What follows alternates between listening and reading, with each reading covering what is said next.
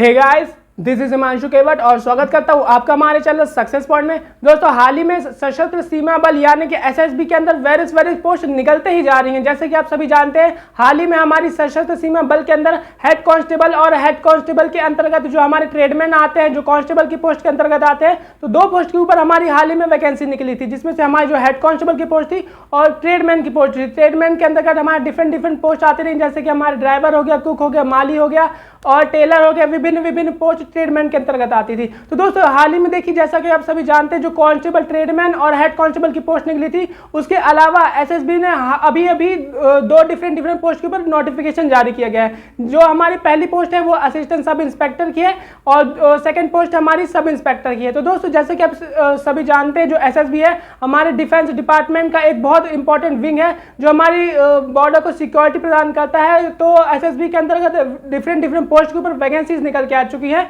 जिसमें हमारी assistant sub inspector और सब इंस्पेक्टर की पोस्ट निकल के आ चुके हैं। तो दोस्तों, सब इंस्पेक्टर और असिस्टेंट सब इंस्पेक्टर की पोस्ट के लिए क्या एज लिमिट मांगी गई है, क्या एजुकेशन क्वालिफिकेशन रखा गया है, किस प्रकार के आपको सिलेबस को कवर करना पड़ेगा, आपको किन स्टेजेस में आपको कवर करना पड़ेगा, जैसे कि आपका जो सीबीटी होने वाला है वो कब होने वाला है, सीबीटी में क्या क्या सिलेबस रखा जाएगा और आपका सीबीटी कब होगा, उसके बाद आपको जो फिजिकल क्राइटेरिया रखा गया है उसमें क्या क्या चीज़ रखी गई है, जैसे कि आपकी उसमें रनिंग कितनी मांगी गई है, आपके उसमें जो हमारा चेस्ट मेजर किया जाता है, जिसमें हाइट मेजर की जाती है, वो एससी एसटी ओबीसी जनरल वालों के लिए कितनी रखी गई है और इसका जो सिलेबस रखा गया है वो क्या रखा गया है। जैसे कि आप सभी जानते हैं, किसी भी वैकेंसी को क्रैक करने के लिए उसके सिलेबस को आपको पता होना बहुत आवश्यक है। तो दोस्तों, इस वैकेंसी के रिगार्डिंग मैं आपको कंप्लीट डिटेल प्रोवाइड करवाऊंगा, जिसमें हम age limit, education qualification, exam के सिलेबस और एग्जाम के पैटर्न्स के बारे में बात करेंगे। तो दोस्तों, ज़्यादा देरी ना करती हो, चलिए वीडियो को शुरू करते हैं और चलते हैं ऑफिशियल नोटिफिकेशन की तरफ कि उसमें क्या क्या चीज़ बताई गई है। पहले हम बात कर लेते हैं सब इंस्पेक्टर की पोस्ट के ऊपर कि हमारी सब इंस्पेक्टर यानी कि एसआई की पोस्ट के ऊपर कितनी वैकेंसी निकली है, कितने नंबर ऑफ वैकेंसी निकली है, एज लिमिट इसमें क्या मांगी गई है, एजुकेशन क्वालिफिकेशन, आपकी सैलरी के बारे में यहाँ सब कुछ क्या बताया गया है। चलिए देख लेते हैं नोटिस के बारे में। देखिए, सबसे पहले यहाँ पर लिखा गया है advertisement number 338 RC SSB combined advertisement sub inspector 2023, यानी कि ये जो नोटिस जारी किया गया है सब इंस्पेक्टर के रिगार्डिंग जारी किया गया है। देखिए, यहाँ पर सबसे पहले लिखा है online application are invited for filling up the post of sub inspector pioneer draughtsman and communication और या स्टाफ नर्स फीमेल, यानी कि आपका जो नोटिस जारी किया गया है वो सब इंस्पेक्टर की पोस्ट के ऊपर जारी किया गया है, जो कि हमारी group B non gazetted post रहने वाली है, नॉन मिनिस्ट्रियल पोस्ट रहने वाली है। या नॉन मिनिस्ट्रियल का मतलब है कि आपको अगर मिनिस्ट्रियल होती तो आपको कंप्यूटर वर्क दिया जाता, पर ये नॉन मिनिस्ट्रियल है, यानी कि आपको फील्ड वर्क दिया जाने वाला है। देखिए, जैसे कि आप जानते हैं, एसएसबी के अंतर्गत हमारी सब इंस्पेक्टर पोस्ट आती है और होम अफेयर्स के अंतर्गत आती है। बात कर लेते हैं बाकी की चीज़ों के बारे में, जैसे कि हमारा नेशनल और सिटीजनशिप रहने वाली है। सब इंस्पेक्टर पोस्ट के लिए आपको इंडिया का सिटीजन होना आवश्यक है, लेकिन अगर सब इंस्पेक्टर आपके ड्रॉटमैन और कम्युनिकेशन के लिए अगर आप फॉर्म फिल कर रहे हैं तो आपका अगर आप नेपाल से हैं और भूटान से भी हैं तब आप इजीली फॉर्म को भर सकते हैं। लेकिन अगर आप सब इंस्पेक्टर पाइनर और स्टाफ नर्स फीमेल में सिर्फ भर रहे हैं तो आपका इंडियन होना ज़रूरी है। ओवरऑल अगर बात करें तो आप इंडियन सिटीजन हैं तो आप इस फॉर्म को इजीली भर सकते हैं, अगर आपको किसी प्रकार की दिक्कत नहीं आएगी इसमें। बात कर लेते हैं नंबर ऑफ पोस्ट और नंबर ऑफ वैकेंसीज़ के बारे में। देखिए, सब इंस्पेक्टर पियोनियर की जो हमारी पोस्ट है उसमें टोटल नंबर ऑफ वैकेंसी 20 रखी गई है फ्रेंड्स। सब इंस्पेक्टर ड्रॉटमैन की पोस्ट के लिए total number of vacancies 3। Sub inspector communication की पोस्ट के लिए सबसे ज़्यादा वैकेंसी रखी गई है, जो कि हमारी 59 वैकेंसी है। और सब इंस्पेक्टर स्टाफ नर्स फीमेल के थ्रू जो हमारी एंट्री होने वाली है उसमें जो टोटल नंबर ऑफ वैकेंसी 29 रखी गई है। टोटल नंबर ऑफ वैकेंसीज के बारे में बात करें तो टोटल नंबर ऑफ वैकेंसी हमारे 100 के समथिंग रखी गई है, जो काफ़ी अच्छी वैकेंसी है फ्रेंड्स। और इसमें से आपका जो एक्स सर्विसमैन हमारे आते हैं, भूतपूर्व सैनिक, उनके लिए 10% का रिजर्व कोटा भी यहाँ पर रखा गया है। Number of mode of payment के बारे में बात करें तो पेमेंट का मोड ऑनलाइन रहने वाला है। आपके जो सीबीटी होने वाले हैं, कंप्यूटर बेस्ड टेस्ट के माध्यम से आपका जो एग्ज़ाम होने वाला है, जो कि पूरा ऑनलाइन होने वाला है। बात कर लेते हैं पे scale and other allowances of 7th पे कमीशन के बारे में, यानी कि बात कर लेते हैं आपकी इनिशियल इनहेंस सैलरी के बारे में। दोस्तों, जैसे कि आप सभी जानते हैं, सब इंस्पेक्टर की पोस्ट है और ये बहुत ही रेपुटेटेड पोस्ट होती है और इसमें आपको अच्छा खासा वेतन दिया जाता है। यह पोस्ट देखिए, आप सब इंस्पेक्टर की आप कोई भी अगर आप जैसे ड्रॉटमेंट है, कम्युनिकेशन या फिर स्टाफ नर्स फीमेल के अंतर्गत अगर आप सब इंस्पेक्टर की पोस्ट को फिल करते हैं तो आपको लेवल 6 के अकॉर्डिंग आपको सैलरी दी जाएगी, जो कि हमारी जिसका बेसिक स्टार्ट होता है 35,400 से लेकर 1,12,400 तक है, यानी कि आपकी जो इनिशियल इनहैंड सैलरी बनेगी आपके विथ अलाउंसेस के साथ, जैसे कि हमारे इसमें अलाउंसेस होंगे डियरनेस अलाउंसेस, रेशनल अलाउंसेस या फिर हाउस रेंट अलाउंसेस, आपके ये सब ऐड होने के बाद जो आपकी इनिशियल इनहैंड सैलरी बनती है वो लगभग 46 से 47 हज़ार पर मंथ के हिसाब से फर्स्ट मंथ आपकी बनने वाली है उस, और लेकिन आपकी 6 महीने के बाद, साल भर के बाद ये आपकी सैलरी बढ़ते जाती है, क्योंकि डियरनेस अलाउंस में सरकार के द्वारा हमेशा ग्रोथ की जाती है, पर 6 महीने के अंतर्गत आपका कुछ ना कुछ % में आपके डियरनेस अलाउंस में ग्रोथ कर दी जाती है, जिसके थ्रू आपकी जो सैलरी होती है वो हमेशा 6-6 महीनों में बढ़ती जाती है। बाकी चीज़ों के बारे में बात कर लेते हैं, जैसे कि हमारा एलिजिबिलिटी कंडीशंस के बारे में। तो देखिए फ्रेंड्स, सब इंस्पेक्टर की पोस्ट के लिए आपको डिग्री और डिप्लोमा होना चाहिए सिविल इंजीनियरिंग में, और या किसी भी रिकॉग्नाइज यूनिवर्सिटी से होना चाहिए। प्लस अगर आप सब इंस्पेक्टर ड्रॉटमैन की पोस्ट के लिए भर रहे हैं आप, तो आपको मैट्रिकुलेशन पास होना चाहिए या फिर इसके इक्विवेलेंट डिग्री होनी चाहिए, यानी कि आपको 10th पास है तो आपकी इसके इक्विवेलेंट डिग्री है तो आप इस फॉर्म को भर सकते हैं। पर इसमें देखिए, जैसे इसमें बताया गया 2 year national tradesman certificate issue by a recognised industrial training institute, यानी कि आप अगर सब इंस्पेक्टर ड्रॉटमैन की पोस्ट के लिए भर रहे हैं तो 10th प्लस आपके पास 2 साल का नेशनल ट्रेडमैन सर्टिफिकेट होना चाहिए, जो कि आपका ITI सर्टिफिकेट होता है। ये अगर 2 सर्टिफिकेट आपके पास है तो अब आप सब इंस्पेक्टर ड्रॉटमैन की पोस्ट के लिए अप्लाई कर सकते हैं। बाकी अगर बात कर ले सब इंस्पेक्टर कम्युनिकेशन के लिए, तो अब आपको इसके लिए आपको डिग्री यानी कि ग्रेजुएशन होना अनिवार्य है, जो कि आपके कंप्यूटर साइंस की अगर आपके पास डिग्री है, या फिर आपने डिग्री की है इलेक्ट्रॉनिक्स एंड कम्युनिकेशन में, तो आप इस फॉर्म को ईजिली भर सकते हैं।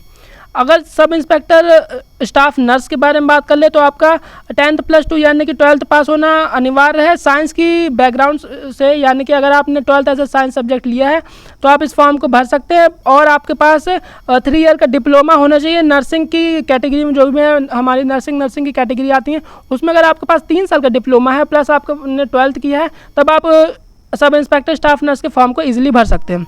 बात कर लेते हैं एज के बारे में, एज लिमिट्स के बारे में। तो देखिए फ्रेंड्स, हमारी ओवरऑल अगर बात करें तो मिनिमम एज हमारी 18 साल और मैक्सिमम एज 30 साल रखी गई सब इंस्पेक्टर की पोस्ट के ऊपर, यानी कि अगर आप 18 साल से 30 साल के बीच आते हैं तो आप इस फॉर्म को ईजिली भर सकते हैं, आपको इस फॉर्म को भरने में किसी प्रकार की दिक्कत नहीं आएगी। देखिए फ्रेंड्स, यहाँ बताया गया डेट ऑफ बर्थ के बारे में। जैसे आपकी डेट ऑफ बर्थ और आपका जो नाम रहेगा वो आपकी 10th की मार्कशीट के अकॉर्डिंग आपको फॉर्म में फिल करना होगा। अगर आपने थोड़ा भी गड़बड़ कर दी, जैसे कि बात कर ले, जैसे कोई फीमेल या फिर मेल कैंडिडेट के बारे में बात कर ले, तो उनके जैसे सरनेम में कुमार लगा रहता है, अगर उनके 10th की मार्कशीट में कुमार लगा हुआ है और उन्होंने फिल करते समय कुमार को नहीं भरा और नॉर्मली अपना कोई भी नाम और सरनेम भर दिया, तो उनको आगे जाके दिक्कत आ सकती है। आपका जब फिजिकल होगा या फिर PhD होगा तो उसमें आपकी दिक्कत आ जाएगी। तब आप ये अभी से ध्यान रखिएगा ताकि आप फॉर्म को अच्छी तरीके से भरें। देखिए, बात कर लेते हैं एज रिलैक्सेशन के बारे में। तो फ्रेंड, जैसे कि आप जानते हैं अदर सेंट्रल गवर्नमेंट वैकेंसीज की जैसे ही इसमें एज रिलैक्सेशन दिया जाता है। जैसे कि SC ST के लिए 5 साल का एज रिलैक्सेशन, OBC के लिए आपका 3 साल का एज रिलैक्सेशन देखने को मिल जाता है।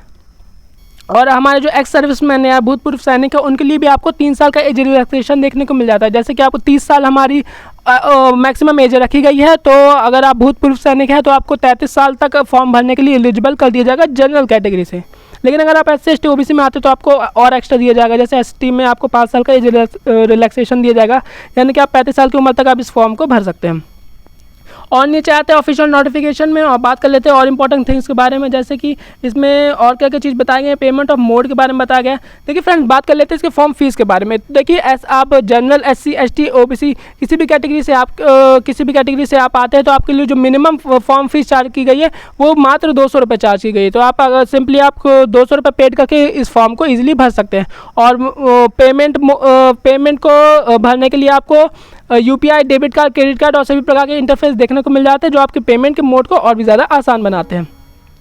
देखिए, यहाँ पर सब कुछ बताया गया, जैसे आपको फॉर्म भरते समय क्या क्या चीज़ फिलअप करनी पड़ेगी। जैसे आपको नंबर ऑफ पोस्ट करनी पड़ेगी, यहाँ आपको SI डालना पड़ेगा, और कैंडिडेट का नाम, फादर्स नेम या फिर हस्बैंड नेम, और फीमेल है तो आप हस्बैंड नेम डाल सकते हैं, और mother's name, date of birth, gender, nationality, religion और मैरिटल स्टेटस, आप मैरिड है या फिर आप इनमैरिड है। कैटेगरी आपको डालनी पड़ेगी OBC, जनरल, SC ST।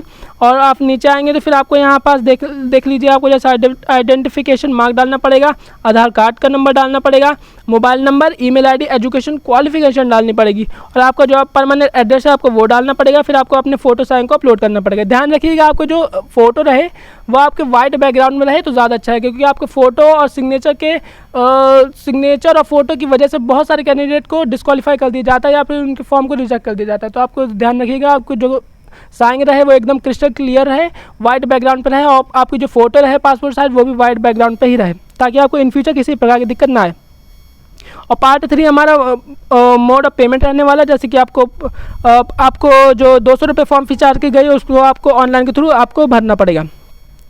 बात कर लेते हैं इसके सिलेक्शन प्रोसीजर के बारे में। तो देखिए फ्रेंड, इसके जो सिलेक्शन प्रोसीजर होंगे वो कुछ स्टेजेस में डिवाइड है। जैसे कि हमारा फर्स्ट स्टेज रहने वाला फिजिकल इफिशिएंसी टेस्ट और फिजिकल स्टैंडर्ड टेस्ट रहने वाला है। फिजिकल इफिशिएंसी टेस्ट में हमारा जो मेल के लिए रनिंग करवाई जाएगी 1.6 किलोमीटर की रनिंग करवाई जाएगी 6.5 मिनट के अंदर, और फीमेल के लिए हमारी 800 मीटर की रनिंग करवाई जाएगी 4 मिनट के अंतर्गत। अगर आप पीएचटी और पीईटी जो हमारा होने वाला है फर्स्ट स्टेज में उसको क्वालिफाई कर लेते हैं तो आपको सेकंड स्टेज यानी कि एग्ज़ाम के लिए आपको अपेयर कर दिया जाएगा। यही फर्स्ट स्टेज में जो हमारा पीएचटी के बाद पीईटी के बाद पीएचटी होने वाला है उसके बारे में बात कर लेते हैं। तो इसमें आपके हाइट चेस्ट वेट मेजर किया जाएगा। पीएचटी में जो आपकी मेल के लिए हाइट रखी गई है वो 170 सेंटीमीटर रखी गई है, और फीमेल के लिए जो आपकी हाइट रखी गई है 157 सेंटीमीटर रखी गई है। और मेल के लिए सिर्फ चेस्ट की डिमांड की गई है। जैसे मेल के लिए अगर आप आते हैं तो आपको जो चेस्ट रहेगा वो without expansion 80 centimetre, with expansion 85 centimetre रहने वाला है।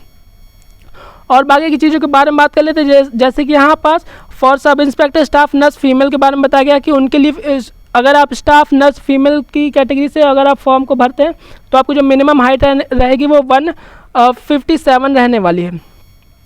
और बाकी की चीज़ों के बारे में बात कर लेते हैं। जैसे कि हमारा रिटन एग्जामिनेशन, देखिए अगर आप पीएचटी पीईटी को क्वालिफाई कर लेते हो तो आपको नेक्स्ट स्टेज यानी कि जो हमारा रिटन एग्जाम है उसके लिए आपको अपेयर कर दिया जाएगा, जिसमें हमारा सबसे पहले होगा कॉमन एंट्रेंस टेस्ट यानी कि सीईटी होने वाला है, जिसके लिए आपको 3 घंटे का टाइम दिया जाएगा, जिसमें आपके 150 क्वेश्चन आएंगे और पर क्वेश्चन 1 नंबर का होगा, जिसके लिए आपको टोटल 150 नंबर दिए जाएंगे।